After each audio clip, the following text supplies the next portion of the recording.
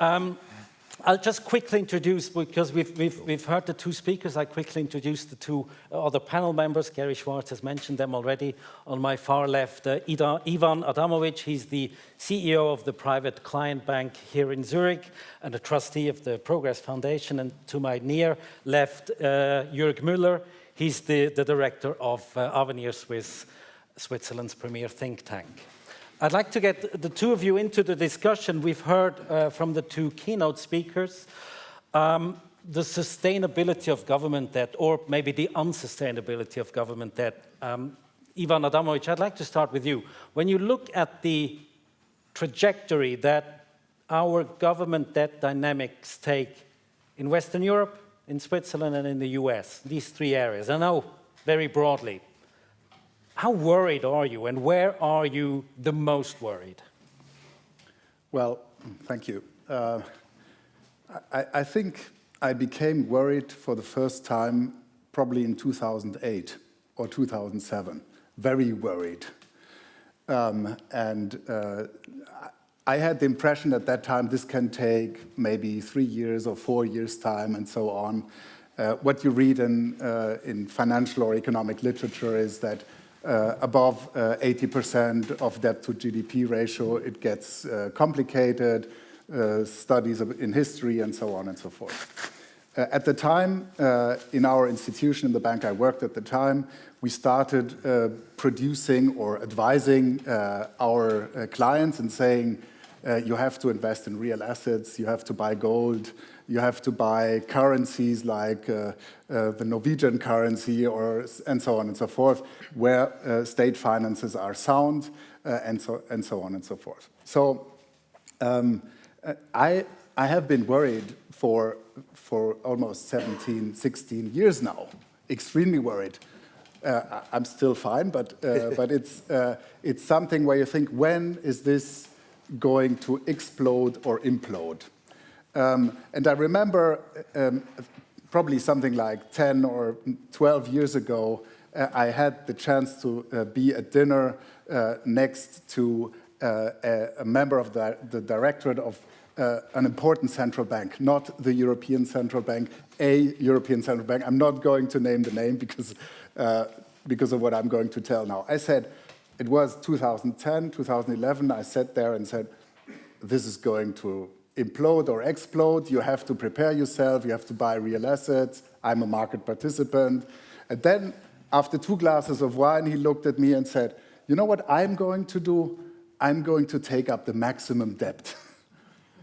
So I said, wow, this is a sort of somebody who's responsible for the stability of prices. And he was right at the time. This is actually much more worrying, because it can take 15 years, it can take 15 years more. So this muddling along and the question, when is it going to explode or implode? Central banks are producing liquidity in Europe, in the US, state finances, they are being financed by the central banks more and more, but it's still going on. So I don't know when we're talking about sustainability of public finances. I don't think it's sustainable. I'm extremely worried, but I don't know when it's going to explode or implode. So we'll come to that. Yeah. We'll come to that in a moment, but I take it you're still worried. You've been worried for years and you still are. Jürg Müller, the same question to you. How worried are you when you look at the trajectory that public or government debt levels take in Europe, US, Switzerland? Well, I'm worried as well. And well, in general, liberals are optimists. But in this regard, I've been worried for years too. And it's funny that you mentioned 2008. I do think there something snapped. And I think there are these long-term statistics with government default. And you see that in Western countries, there are no government defaults anymore. And I think in 2008, we realized, or it became blatantly clear that government defaults are no longer an option because the whole financial architecture depends on it. And this makes it even more worrying And now you mentioned, I guess deliberately, US, Europe and Switzerland. And in Switzerland, one might think there's no need to be worried, but I actually think there is need to be worried here too, because of all the implicit debt. What we have not seen here is like the implicit debt, the Nachhaltigkeitslücke of Switzerland, and Veronika Weisser from the UBS has once calculated it. It's a number that is hard to calculate, but nevertheless, what is clear that we do have a lot of implicit debt, and it just got worse this year with the vote on the 13. AV-Rente. So I'm worried on a global scale, but also on a Swiss scale, even though the explicit debt is not that high.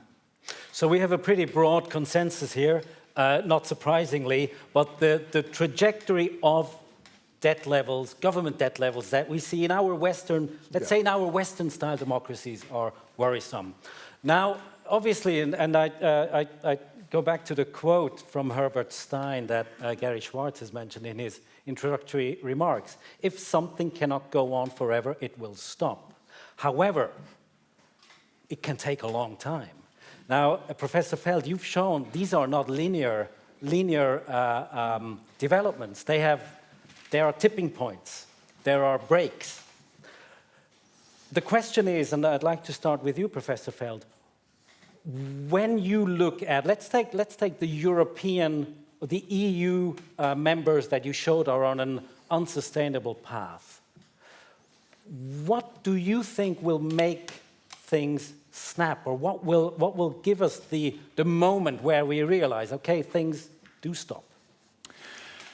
Well, I think we always have to carefully analyze each particular country, the situation in each country, and its situation in a particular currency area.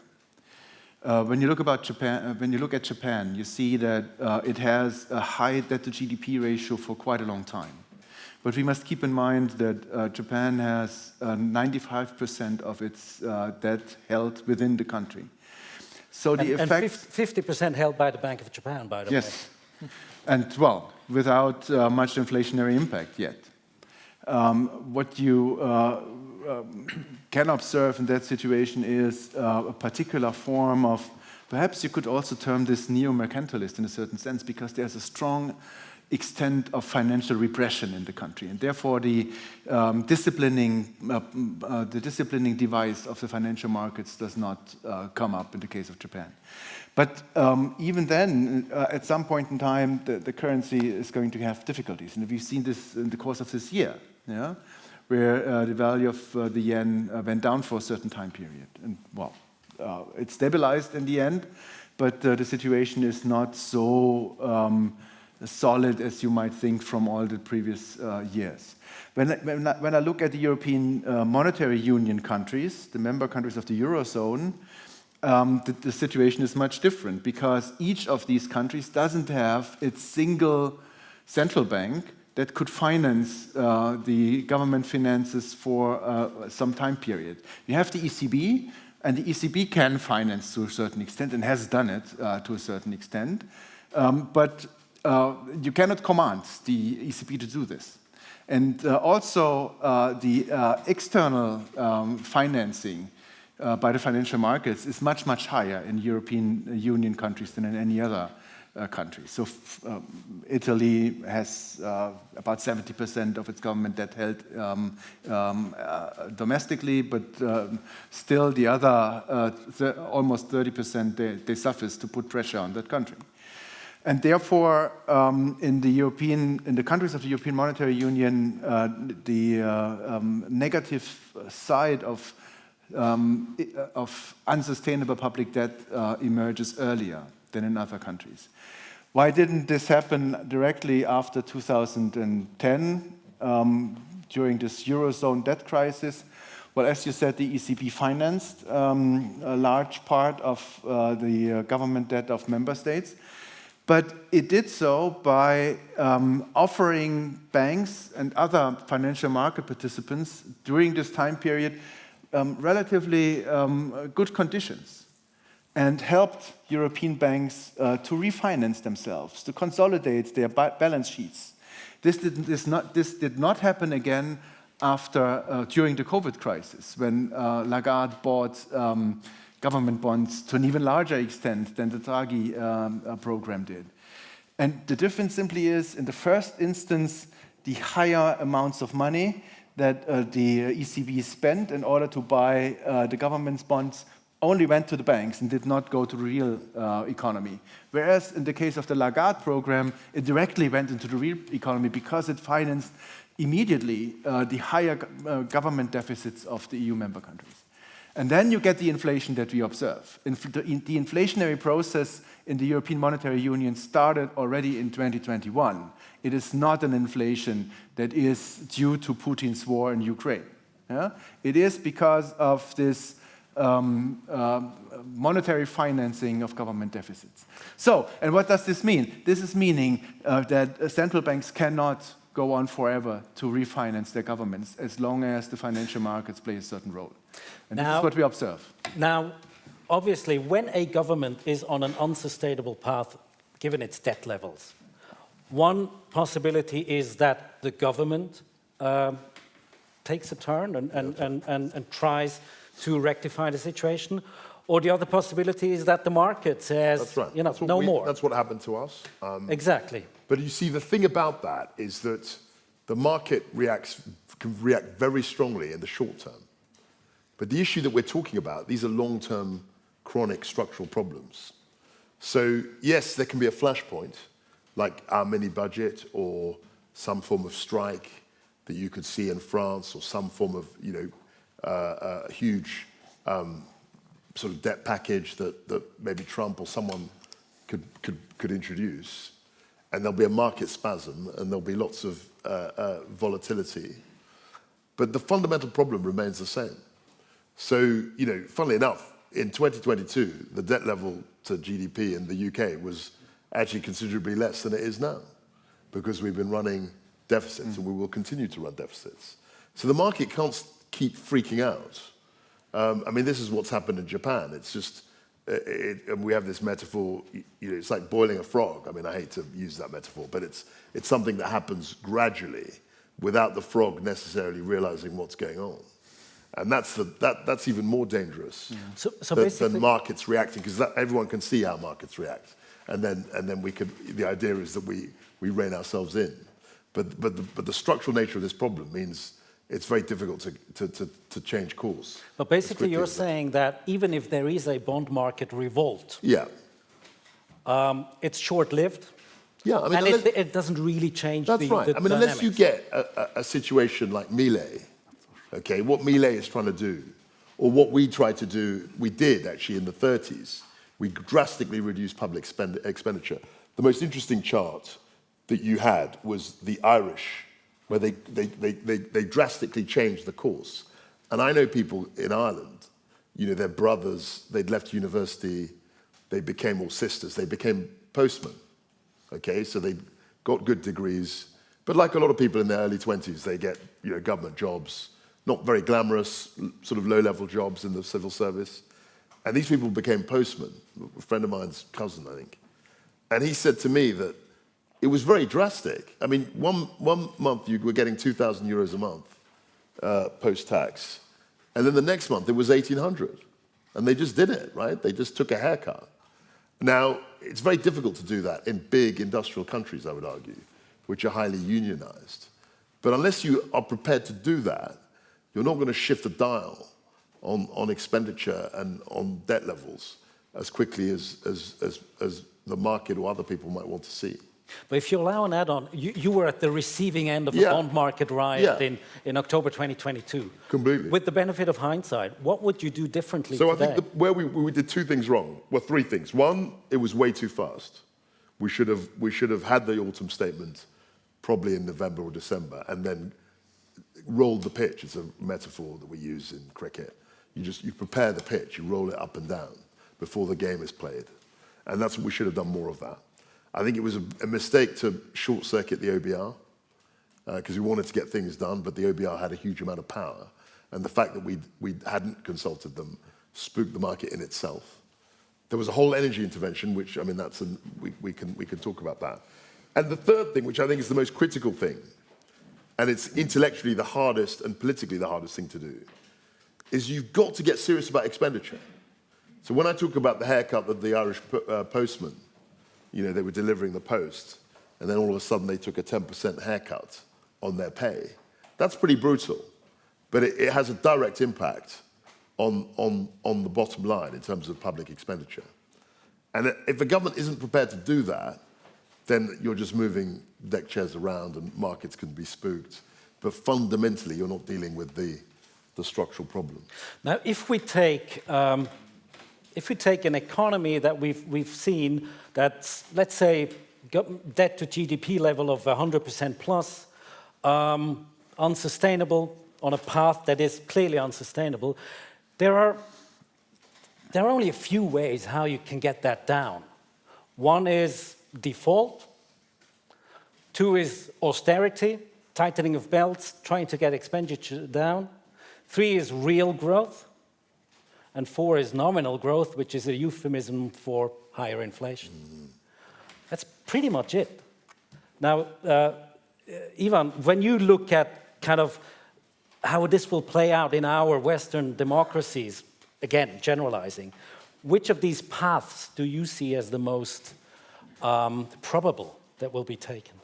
Well, it would be great if I would know that, because as an investor, I would win. I think in the end, the first thing is, I think we're going to muddle along for much longer than we all think. We will be kicking the can down the road. We will have some kind of mixture of all of these. So I would expect, in the European Union and the European Central Bank, actually the Japanese have tried it as well, trying to get some inflation, to inflate the debt away without a revolution or some kind of public uprising or anything like that. So I think that's something which will be tried, because for politicians, maybe even for the markets, to slowly inflate that away is something which doesn't hurt much. Which was how it was done after World War II, right? If you can manage it. I'm not sure that you really can manage it. I mean, there's many people who are overconfident regarding what they can really do. Central banks are, politicians are, bankers are, and so on and so forth.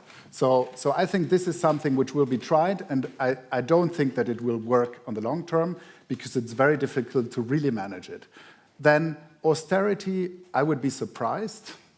It works in very few places. We were talking about the Schuldenbremse. You were saying implicitly that it's going to be over in Germany sooner or later. I'm interested in seeing what your view on that is. And in Switzerland, it's under attack already. So we have to defend our Schuldenbremse. So austerity is very tough, as you said, and as you experienced as well, Kwasi. So I think this is something where I'm not too optimistic. Now, and that's why you brought up, and I think that's very good, the growth issue. Yeah. That should actually be the one we should try to do. But what do you... Real growth. What is what you need for it? You need to liberalize markets. You need to open up. You need to do so many things that people don't like to do, because it also hurts at the beginning. If you introduce these measures, opening up the labor market, freeing the prices, we have seen that after the fall of the Berlin Wall in the eastern countries. We're not there yet in these sort of centrally planned economies, but we experienced what it does at the beginning. You have this J-curve effect, where when you introduce these growth-producing measures politically, you first have some kind of recession, prices go up a lot because they're all controlled, and so on and so forth. So if you ask me what is going to happen, I think we are going to kick the can down the road for a very long time. And for my job, it means as an investor, I should be prepared that this happens tomorrow, but it will probably not happen. So I will always be living in some kind of nervous situation. Sure.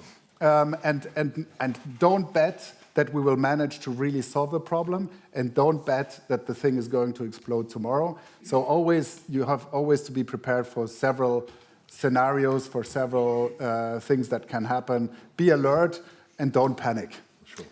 Jürg Müller, you first. Which path, I mean, the same question as I asked Ivan, which path do you think will be the most probable? I mean, you mentioned before there are no government defaults anymore. There were in the 19th century, but that's gone. Which path do you see as the most probable, and which path would you like to see? That would be surprising. I would actually like to see the defaults, because it would make sense. Like, as a market economist, it's tails you lose, heads you win. So, but defaults are off the table because of the whole structure. So I wouldn't say it's a mix, actually, because I think defaults are off the table. Then real growth, and I'll come back to that later, I don't see any policies in Europe in particular that will foster real growth. So I think this is off the table too. Then I think something that you missed, or maybe you have subsumed it under inflation, is financial repression. Yeah, that's right. And I think we will see a lot more financial repression. And like, coming back to the markets, I mean, looking at government debt, the marginal buyer, there's only the marginal buyer is like a small, tiny level of private investors. Most government debt nowadays rests with pensions funds due to regulation, rests with banks due to Basel, or rests with central banks. So the market is not really driven by private actors. Maybe at the margin, but it's for sure not a private market anymore. So I would say financial repression will even increase. And the last thing is inflation. I guess this will be the way out, which is a terrible way out because it's totally unsocial. But coming back to the point with I don't see any real growth, I actually think that debt is a lagging variable. And I think what we should discuss is really policies. And the policies are terrible these days. We have an expenditure problem and we have a policy problem. And we really should tackle this. I mean, the debt breaks are a great invention, and indeed they work in Germany and in Switzerland. They don't work on the European level. But we should also have an expenditure break. The problem is this expenditure, because it's not just debt that has opportunity costs, but also raising taxes. We have fiscal quotas of 40%. So when we talk about debt, we also need to talk about taxes. And these are both, in my view, lagging variables. And what we should discuss is about policies and about expenditures. Thanks. I did indeed subsume financial repression under the inflationary lever. I can't stress this point that you just made about expenditure, because it's the expenditure that's driving everything else. It's the social entitlements, the welfare state, whatever you want to call it. It's governments are running to keep up with that. And if you look at where we are with the Labour government, you know, they've just put up public sector. They came in and complained about the black hole in public expenditure. And then immediately, about 2 days later, they did a deal with the public sector unions, putting up their wages way above inflation. And then they complained about the black hole at the same time. But it's that expenditure which people are finding very difficult to control. And if your expenditure is more than your income, you've either got to raise taxes or borrow money, which compounds the problem of growth, I would argue, if you raise taxes, and compounds the debt if you're borrowing money. And all these countries have been running deficits. I mean, does anybody here know the last time the French government balanced the books? Does anyone want to guess? 1950s. I think it was 74. I think they balanced it when de Gaulle was around. But then pretty much after, you think it was earlier, it's the 50s? Yes. Really? Anyway, we'll check.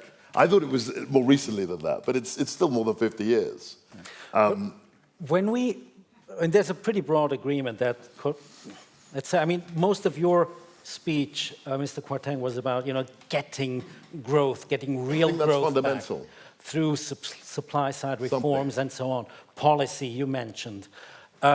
Professor Feld, when I look at the political spectrum, let's take France, for example, but that's just an example for many Western democracies. both on the far right and on the far left, fiscal prudence is nowhere to be seen. If I look at the US elections today, Democrats and Republicans, in terms of fiscal policy, are the same. So my question to you would be, where do you see the democratic push from the people to get policy in order, and not to aim for the short term, but to get the longer term picture right? Well, in the examples you mentioned, I don't see it. You could also add Italy, for example, although the current government is doing a bit more than the previous ones in consolidating its budget. But these are three cases of the large Western industrialized countries that have huge difficulties to come up with sound public finances, I would say. And as you said, in the US, you can take Donald Trump or you can take Kamala Harris. It doesn't change much regarding the debt outlook. Not much. Yeah? The difference is that Harris is going to continue with the IRA, the Inflation Reduction Act measures, which are strong tax credits and very expensive. But she announced to raise general taxes to a certain extent. Yeah? Similarly, in France, where the reaction now by this caretaker government, you could say by Barnier, is to raise taxes in order to finance the government budget.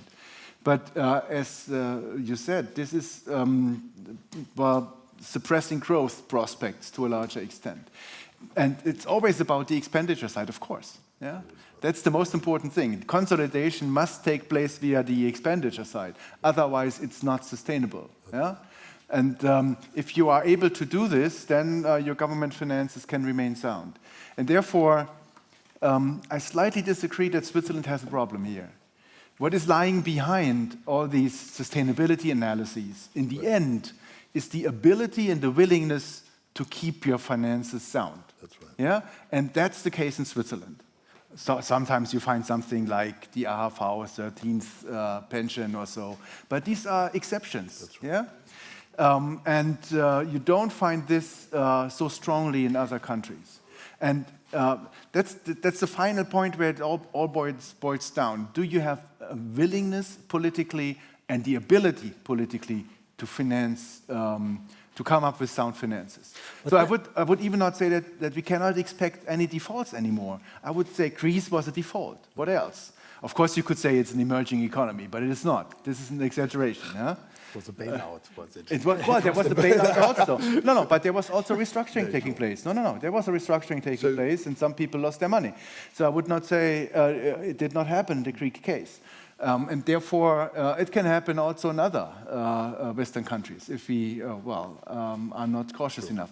The US is more interesting than all the other countries because it also has the, as it's called, exorbitant privilege of providing us with the reserve currency of the world.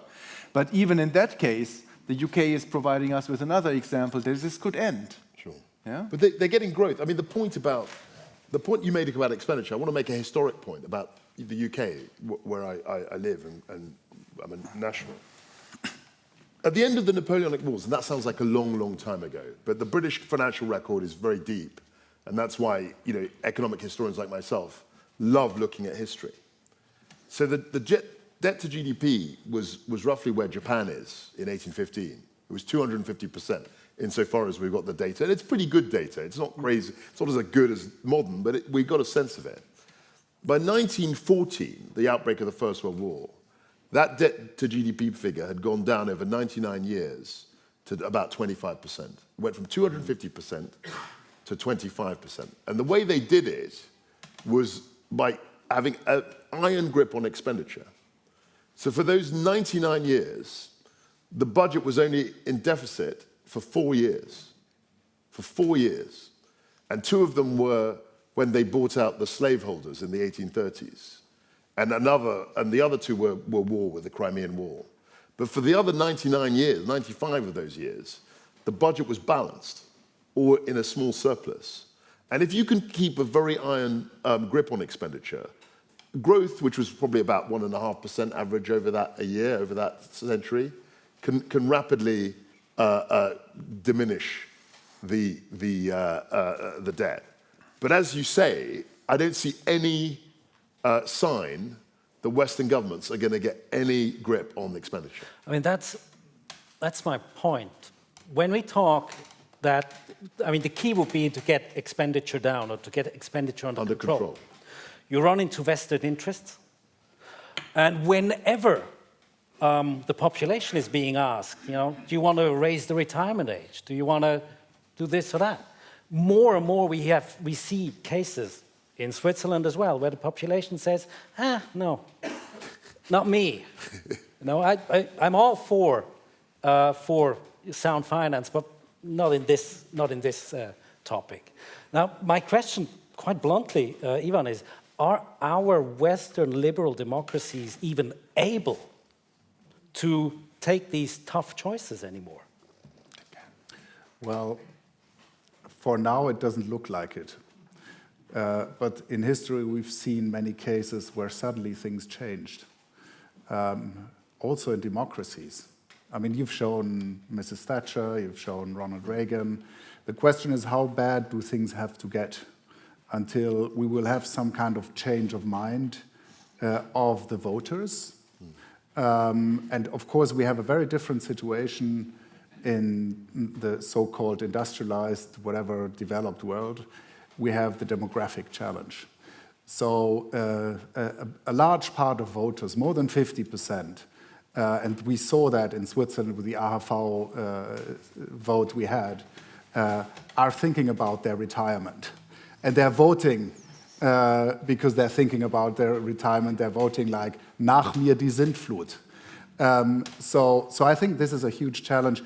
I always wonder when we will have a moment when financial markets will force politicians. I mean, it happened with you, but it was very short. intense and short. It was short and the intense. trajectory didn't change. Yeah, it didn't really change because there was again a change in government, and when we see that, we've seen episodes of that in recent years several times when sort of bonds fell, interest rates went up a couple of days.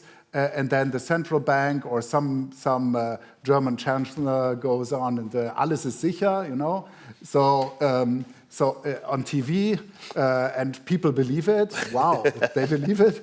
And again, you have the problem solved. You kick the can down the road for a couple of years, whatever it takes.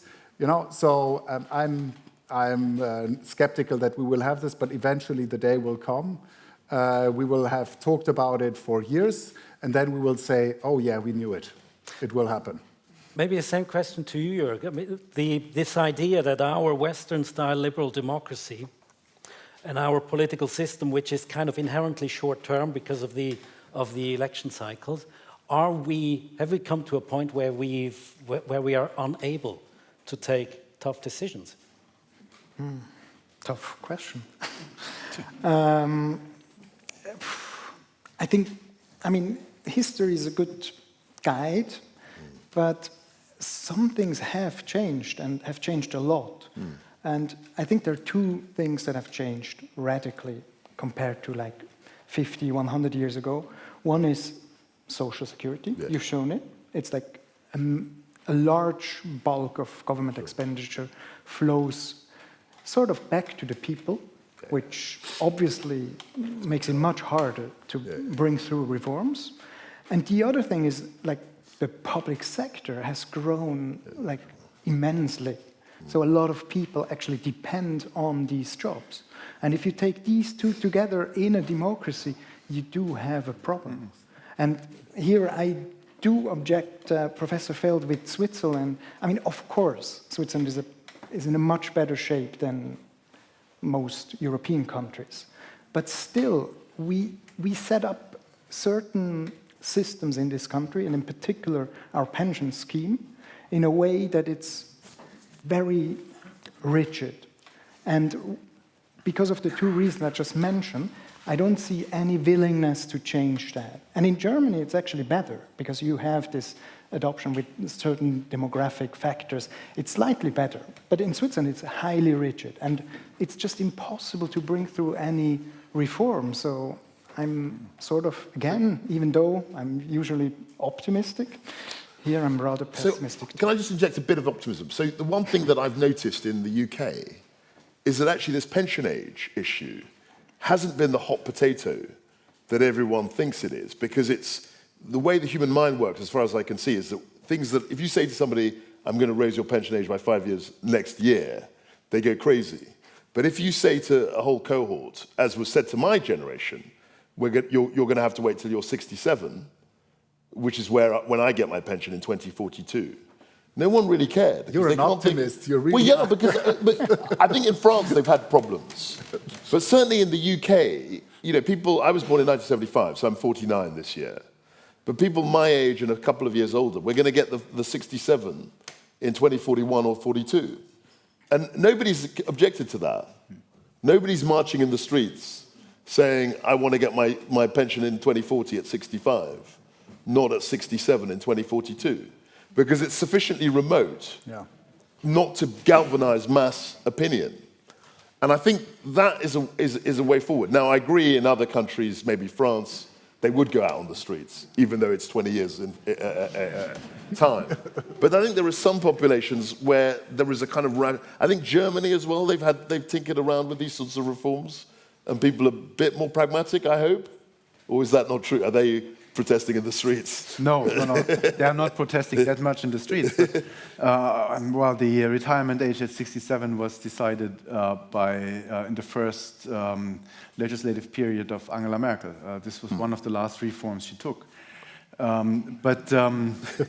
well, real reforms, so to speak, not the other stuff she did. But the point is, we got it through. They got it through. They got it through, but it was difficult for the Social Democrats. They lost support to a large extent, and therefore they today oppose any change in that direction.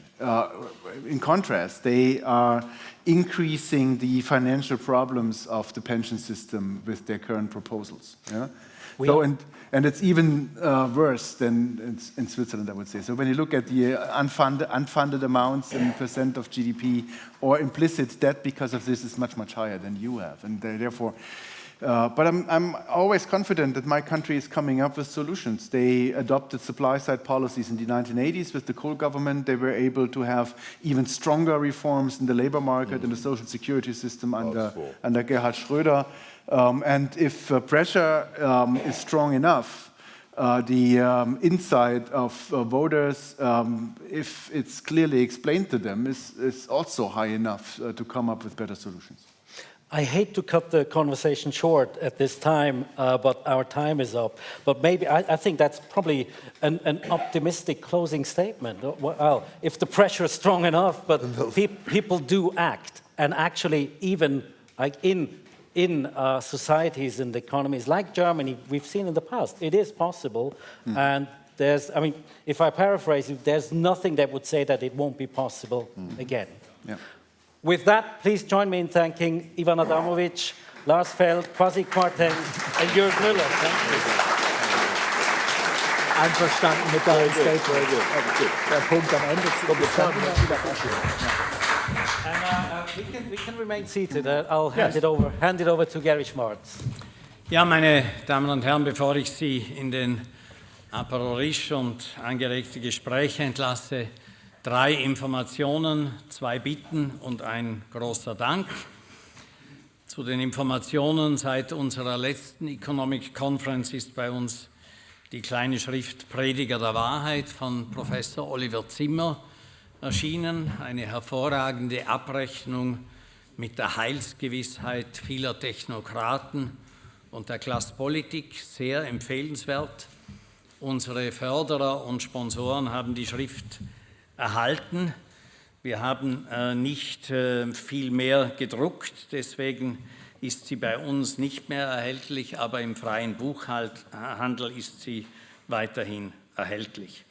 Dann in der Pipeline befindet sich das reich bebilderte Buch Ringen um Freiheit, Liberalismus in der Schweiz von René Lüchinger, Peter Schürmann und mir. René Lüchinger beschreibt darin in 6 leicht lesbaren, spannenden Kapiteln die Entwicklung des Liberalismus in unserem Land seit ungefähr 1800. Ich habe einen längeren Essay über Gegenwart und Zukunft des Liberalismus beigesteuert. Zu viele Bürger und Bürgerinnen sind sich nicht bewusst, wie sehr der Erfolg der Schweiz politisch wie wirtschaftlich mit dem Liberalismus zusammenhängt. Das Buch soll an der Frankfurter Buchmesse präsentiert und am 11. November an den Buchhandel ausgeliefert werden. Für die Progress Foundation Freunde wird es eine Sonderausgabe geben, die wir allen diesen Förderern zustellen.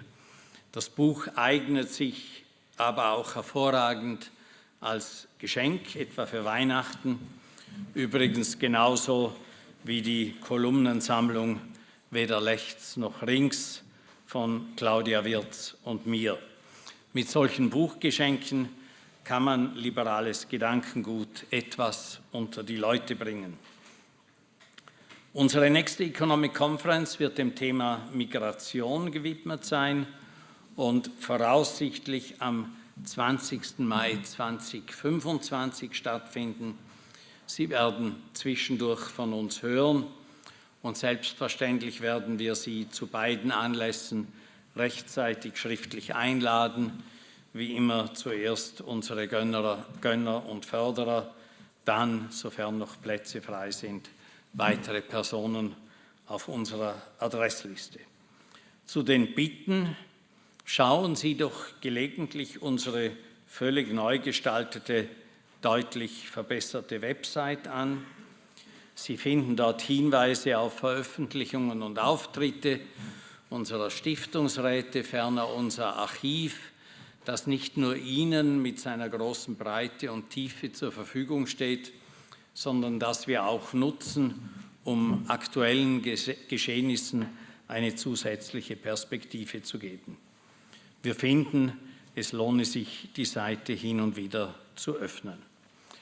Ja, und last but not at all least, Sie werden sich schon gefragt haben, wo mein Bettelaufruf bleibt. Hier ist er. Bitte vergessen Sie nicht, uns finanziell zu unterstützen. Es gibt einige, die uns seit Jahren unterstützen, aber dieses Jahr noch nicht eingezahlt haben. Ich nehme jetzt einmal an, dass es einfach irgendwie untergegangen ist. Das Nichtvergessen richtet sich aber auch an all jene, die an unseren Konferenzen teilnehmen, die unserer Stiftung wohlgesinnt sind, aber sich vielleicht nicht bewusst sind, dass wir das, was wir leisten, nur leisten können, weil unser Stiftungsrat ohne Entschädigung arbeitet, weil wir sehr schlank aufgestellt sind und weil es Förderer gibt, die die Arbeit unterstützen.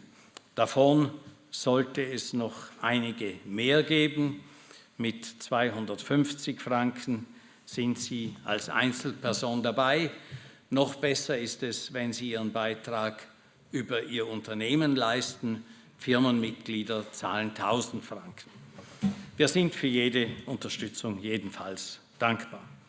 Und schließlich bleibt mir zu danken den beiden Referenten Lars Feld und Kwasi Kwarteng, den weiteren Podiumsteilnehmern Jürg Müller, Ivan Adamovic, Moderator Mark Dittli, den vielen Kräften im Hintergrund, ohne die solche Anlässe nicht stattfinden könnten, allen voran meiner Assistentin Ida Waltensbühl, dem Team des Zunfthauses zur Meisen, dem Technikteam von Gallus Media. Und nicht zuletzt danke ich natürlich Ihnen allen für Ihr Interesse an unserer Arbeit. Bleiben Sie uns gewogen. Freuen Sie sich jetzt auf einen Stock höher dieses Mal und nicht wie umgekehrt einen Stock tiefer, auf einige Häppchen, einen Schluck Wein sowie vor allem anregende Gespräche und kommen Sie danach gut zurück an Ihre Arbeit oder nach Hause. Zürich ist ja jetzt wieder normal befahrbar mit Auto und Tram. Vielen Dank.